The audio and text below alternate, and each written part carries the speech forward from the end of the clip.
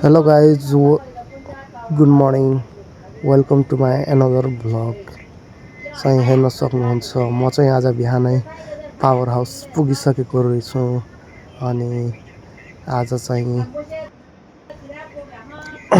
आज चाहिँ यस्तै हो हैन म चाहिँ मेकानिकल हो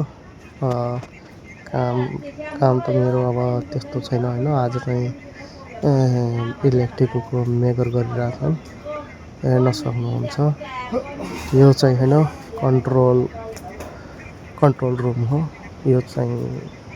आउटडोर हो यो चाहिँ हैन पछाडिको मेन डोर चाहिँ अगाडि रहेछ पावर हाउसको म चाहिँ पछि हैन घाम ताप्न आएको हैन घाम लिनु भनौँ म चाहिँ मेकानिकल हैन साथीहरु अब उता चाहिँ मेगरिङ गरिरहेछन् तल मेगर अनि त्यो गियरबक्स हैन गियरबक्स प्यानल अनि जेनेरेटरमा गएको हुन्छ त्यो तार त्यसलाई मेगर गरिरहेछन्